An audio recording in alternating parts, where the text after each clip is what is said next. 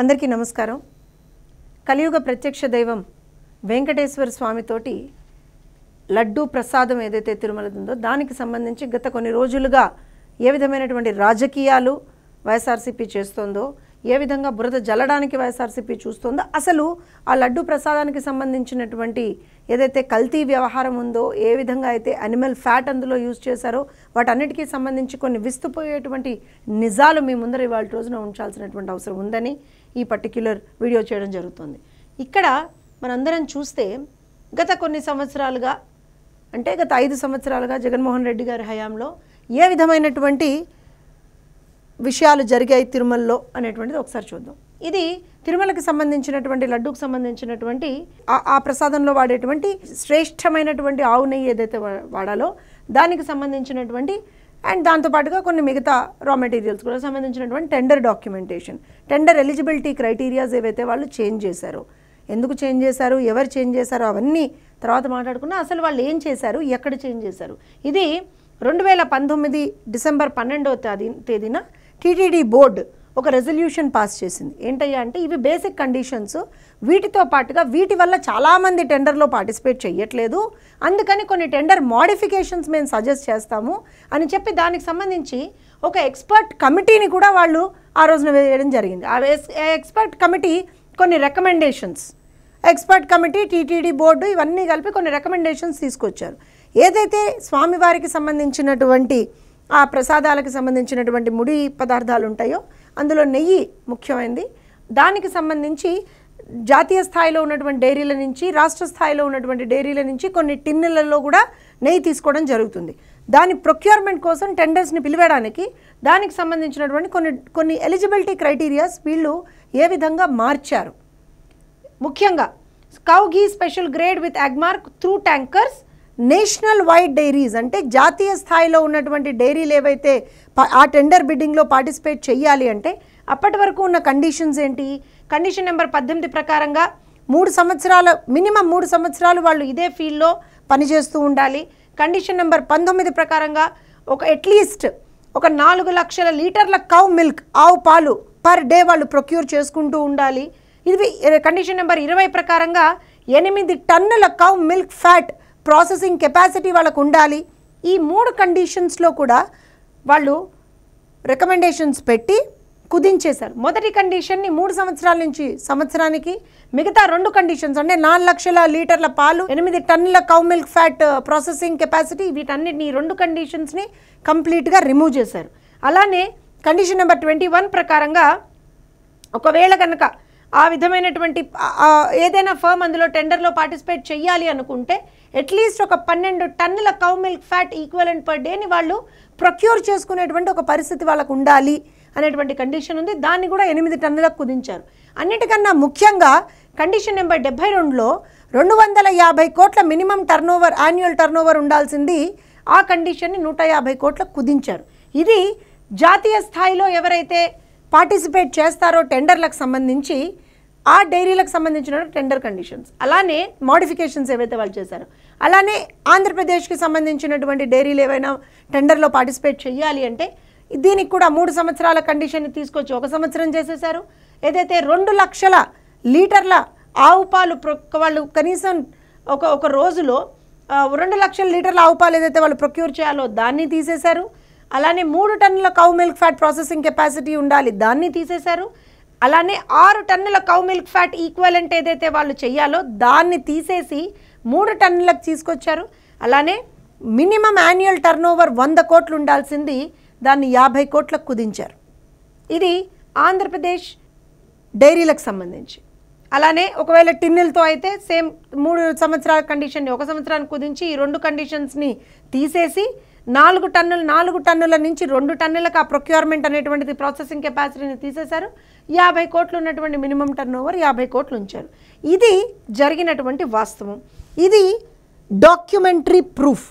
అలానే త్రూ టిన్స్ southern India నుంచి ఎక్కడి నుంచైనా మనం తీసుకుంటే ఎగ్జిస్టింగ్ టెండర్ కండిషన్స్ ఏంటి, dairy should be functional for at least for 3 years, దాన్ని 1 year చేశారు. కండిషన్ నెంబర్ 19, 22 కూడా రిమూవ్ చేశారు. ఏంటి, 2 లక్షల లీటర్ల cow milk for the last 1 year. అలానే 2 tons cow milk fat or ghee in excess of its market requirement. ఈ రెండు కండిషన్స్ని తీసేశారు.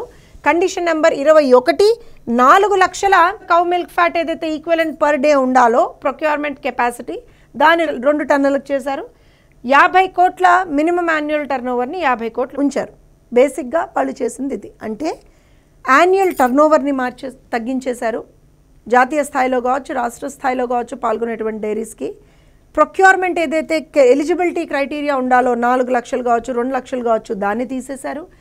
3 సంవత్సరాల నుంచి ఇదే ఫీల్డ్లో ఉండాలి అనేటువంటి కండిషన్ని కూడా దాన్ని 1 ఇయర్కి కుదించారు. ఇవన్నీ కూడా suggestions of the committee. The empanelment of the bidders can be made once in 2 years. Expression of the interest can be called from existing dairies or cow ghee manufacturers. Tenure may be 2 to 3 years. Financial bids need to be called for and approved. Only financial bids. అంటే ఇది ప్యూర్గా cost based tender, quality based tender అసలు కానే కాదు. ఎందుకంటే quality conditions అన్ని వాళ్ళు తీసేశారు. బేసిక్గా దీన్ని ఒక కాస్ట్ బేస్డ్ టెండర్గా మాత్రమే వాళ్ళు పెట్టారు. అలానే ఫైనల్గా మనం కనుక చూస్తే recommended to approve the proposals without the empanelment clause, and hence the recommendations of the purchase committee are therefore placed before TTD board for approval.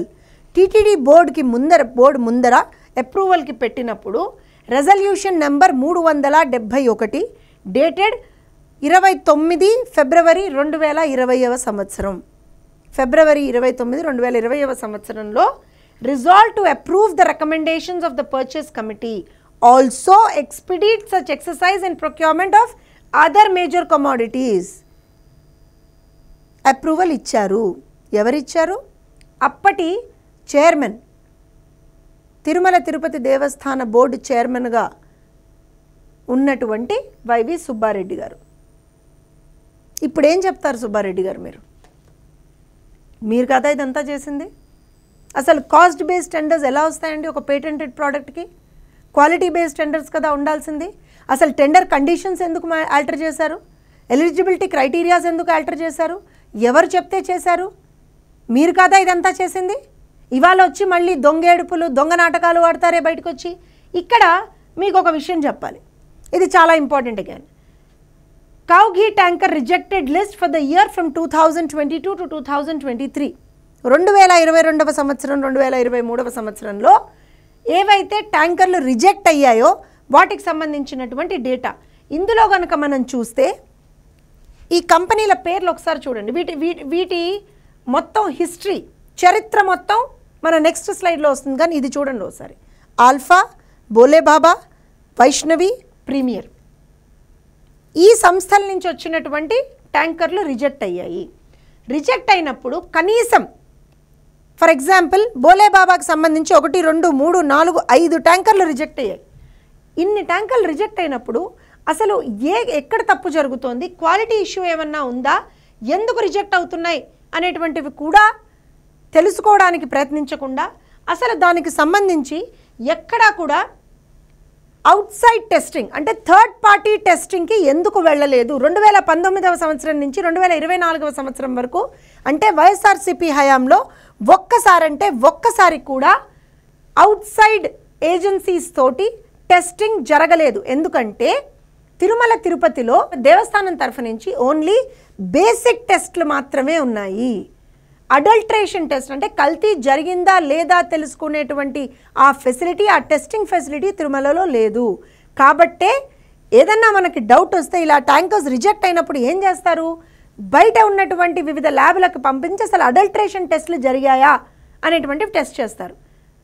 ఇప్పుడు మొన్న జరిగింది, 8 ట్యాంకర్లు వచ్చాయి. 4 ట్యాంకర్లు యూజ్ చేసిన తర్వాత లడ్డూలో వాసన వస్తుంది, ఒక విధమైనటువంటి స్మెల్ వస్తుందని చెప్పి భక్తుల నుంచి ఎప్పుడైతే కంప్లైంట్స్ వచ్చాయో ఇమ్మీడియట్గా దానికి సంబంధించినటువంటి మిగతా 4 ట్యాంకర్లని ఎక్స్టర్నల్ ఫర్మ్స్కి ఏదైతే ఎన్టీడీబీ ల్యాబ్ ఉందో అక్కడికి టెస్టింగ్కి పంపించారు, అడల్ట్రేషన్ టెస్టింగ్కి పంపించారు.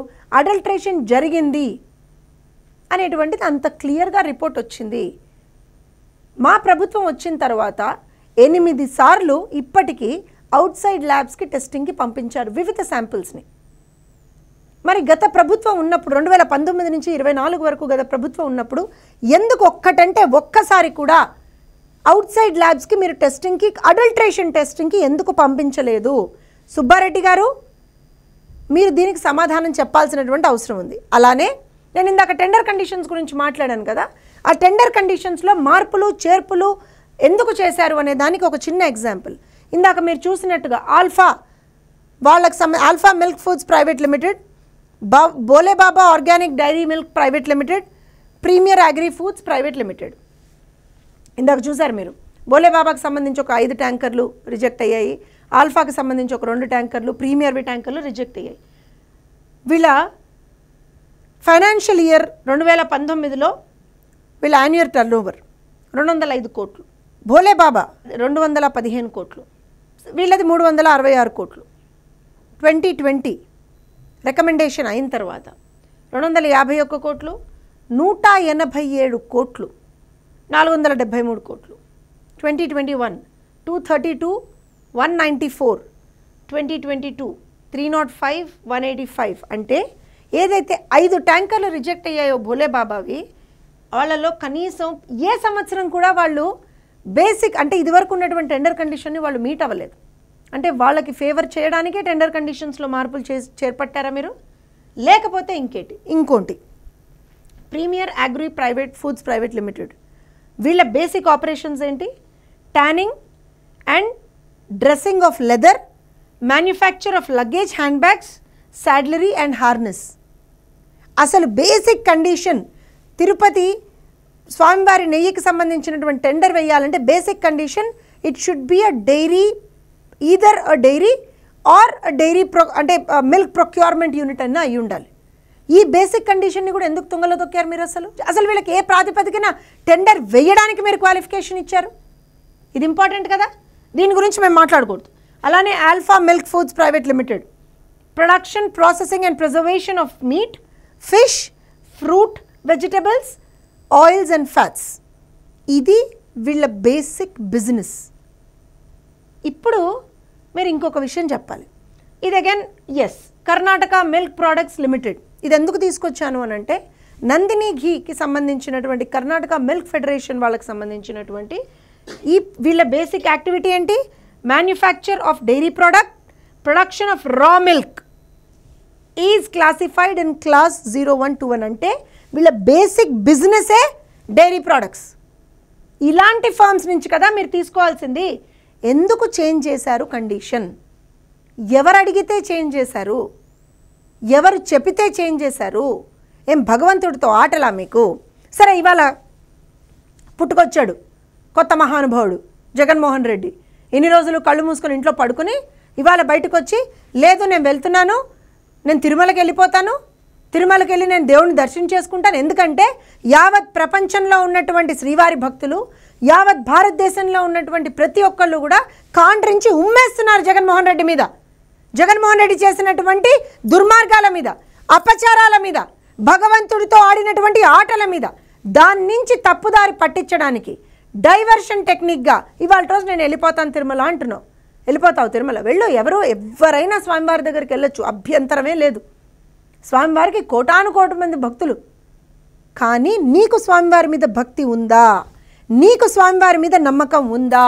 అసలు నువ్వు స్వామివారిని నమ్ముతావా? నమ్మేవాడివైతే ఇన్ని అపచారాలు ఎందుకు చేస్తావు గత 5 సంవత్సరాల్లో? స్వామివారి సాక్షాత్తు స్వామివారి ప్రసాదాన్ని అపవిత్రం చేసావు కదా. ఒకవేళ నువ్వు వెళ్ళాలి అనుకుంటే డిక్లరేషన్ ఫామ్ మీద సైన్ చేసి మాత్రమే వెళ్ళాలి. దానికి కారణం కూడా చెప్తాను Jaganmohan Reddy. According to rule number 136 of TTD, Tirumala Tirupati Devasthanam, under act 30 of 1987, issued via GO number 311, 311, revenue endowments department, dated 9/4/1990. ఈ యాక్ట్ ప్రకారంగా ఎవరైనా సరే నాన్ హిందూ పిల్గ్రిమ్స్ ఎవరైనా సరే తిరుమల మీద అడుగు పెట్టాలి అని అంటే, స్వామివారిని దర్శించుకోవడానికి వెళ్ళాలి అని అనుకుంటే ఈ ఫామ్ని సైన్ చేసి మాత్రమే వెళ్ళాలి. ఎక్కడ? వైకుంఠం క్యూ కాంప్లెక్స్ దగ్గర ఉంటుంది అది. అయితే ఇందులో ఏముంది జగన్మోహన్ రెడ్డి? చదవచ్చుగా నీకు, చదువు. I so and so belong to so and so religion, however I have faith in lord Venkateswara and reverence to him and to his worship. నేను భగవంతుడిని నమ్ముతున్నాను, స్వామివారిని నమ్ముతున్నాను, నాకు ఆయన అంటే భక్తి, ఒక్కసారి ఆయన్ని దర్శించుకుంటాను అని మీరు ఒక డిక్లరేషన్ సైన్ చేసి ఇవ్వాలి.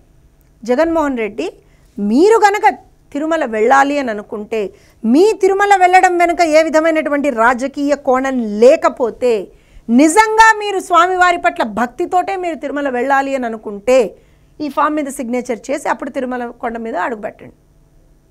లేకపోతే మీకు తిరుమల కొండ మీద అడుగుపెట్టేటువంటి నైతిక అర్హత లేదు. ఇదేదో మేము ఇవాళ కొత్తగా ఏం మాట్లాడలా. మీరు 5 సంవత్సరాలుగా నాకు అధికారం ఉంది కదా, నేను అధికారంలో ఉన్నా కదా, నేను ఏం చేసినా నడుస్తుంది, నన్ను ఎవడు ఆపేది అనుకుంటూ వెళ్ళిపోయారు కదా. అప్పుడు కూడా మేము చెప్పాం. మా పార్టీ ప్రధాన కార్యదర్శి ఇప్పుడు మినిస్టర్ నారా లోకేష్ గారు ఆ రోజు క్లియర్గా చెప్పారు, ఇతరులు ఏమంటున్నారు అన్న దాంతో సంబంధం లేకుండా మీ అంతటా మీరు బాధ్యతతో మనోభావాల్ని గౌరవిస్తూ తిరుమలకి వెళ్ళాలి అనుకుంటే ఒక డిక్లరేషన్ సైన్ చేసి వెళ్ళి ఆదర్శంగా నిలవండి అని ఆ రోజున కూడా సలహా ఇచ్చారు. ఈ రోజున ఇప్పుడు కూడా మీకు సలహా ఇస్తున్నాం, తిరుమలకి వెళ్ళాలి అనుకుంటే డిక్లరేషన్ సైన్ చేసి వెళ్ళండి. Because you have to follow the rituals. మీరు తిరుపతిలో ఎన్నో అపచారాలు చేశారు. స్వామివారికి ఏ విధమైనటువంటి ఆయనకు సంబంధించిన ఆచార మర్యాదల్ని, ఆ ట్రెడిషన్స్ని, కస్టమ్స్ని మీరు ఏ రోజున ఫాలో అవ్వలేదు. బ్రహ్మోత్సవాలప్పుడు కూడా స్వామివారికి పట్టు వస్త్రాలు సమర్పించాలి అంటే సతీ సమేతంగా వెళ్ళాలి అనేటువంటి ఆ కండిషన్ని, ఆ కస్టమ్ని కూడా మీరు ఆ రోజున పాటించలేదు. అందుకే చెప్తున్నాను జగన్మోహన్ రెడ్డి గారు, మీకు ఏమాత్రం బుద్ధున్నా, మీరేమాత్రం నేను రాజకీయం చెయ్యట్లేదు అని అనుకుంటే ఖచ్చితంగా మీరు తిరుమలకి వెళ్ళాలి అంటే డిక్లరేషన్ సైన్ చేసి మాత్రమే వెళ్ళాలి. లేకపోతే మీకు తిరుమల మీద అడుగుపెట్టేటువంటి నైతిక అర్హత లేదు.